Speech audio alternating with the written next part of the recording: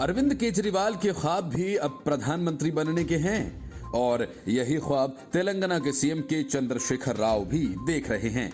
दोनों जोर शोर से क्षेत्रीय राजनीति से निकलकर राष्ट्रीय पटल पर छा जाना चाहते हैं, लेकिन समस्या ही है कि घोटालों के दाग उनकी राह में अड़चन बने हुए हैं। दिल्ली की नई आबकारी नीति में हुए घोटाले की गूंज अब तेलंगाना तक पहुंच गई है। सीबीआई की टीम तेलंगाना के सीएम के चंद्रशेखर राव की बेटी के कविता से पूछताछ के लिए हैदराबाद स्थित उनके घर पहुंची। सीबीआई ने 2 नवंबर को उन्हें नोटिस जारी किया था। उनका नाम प्रवर्तन निदेशालय यानी ईडी द्वारा दिल्ली की एक अदालत में दायर एक रिमांड रिपोर्ट में सामने आया था, जिसमें यह कहा गया कि शराब नीति घोटाले से जुड़े लोगों से उनको कथित रूप से पैसे का भुगतान किया गया था। ईडी का यह आरोप है कि दिल्ली के डिप्टी सीएम मनीष सिसोदिया के सहयोगी व्यवसायी अमित अरोड़ा ने एमएलसी कविता सहित 35 लोगों से पिछले 1 साल में संपर्क किया।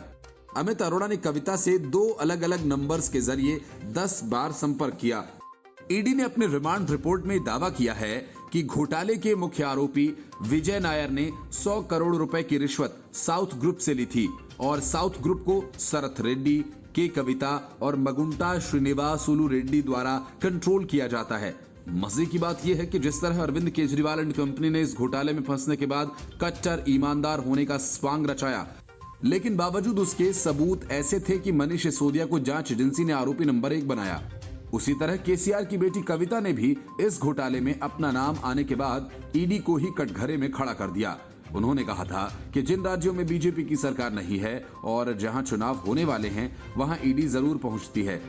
शराब घोटाले में अपना नाम आने को लेकर उन्होंने कहा कि केंद्र में 8 साल पहले मोदी सरकार आई, तब से अब तक कम से कम 9 राज्यों की संवैधानिक रूप से चुनी हुई सरकारों को हटाया गया और उनकी जगह बीजेपी को सत्ता में लाया गया, लेकिन उनकी ये दलीलें काम नहीं आईं और केंद्रीय एजेंसी ने उन्हें समन जारी करते हुए 6 दिसंबर को होने वाली पूछताछ के लिए अपनी सुविधानुसार मिलने को कहा था।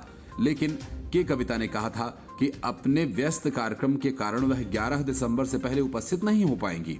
जांच एजेंसी को लिखे पत्र में कविता ने कहा कि उन्होंने एफआईआर की कॉपी के साथ साथ मामले में वेबसाइट पर उपलब्ध शिकायत को भी देखा है और कहीं भी उनका नाम नहीं आया है। कविता ने कहा था कि वे कानून का पालन करने वाली नागरिक हैं। उन्होंने सीबीआई से कहा था कि इस महीने की 11, 12, 14 या 15 तारीख को जो भी एजेंसी को सुविधाजनक लगे वे हैदराबाद में अपने आवास पर मिलने के लिए तैयार हैं। कविता ने कहा कि वे जांच में सहयोग करने के लिए भी तैयार हैं। इस बीच उनसे पूछताछ से पहले हैदराबाद में हम कविता के साथ हैं और लड़ाकू की बेटी कभी नहीं डरेगी के नारों वाले पोस्टर्स देखे गए।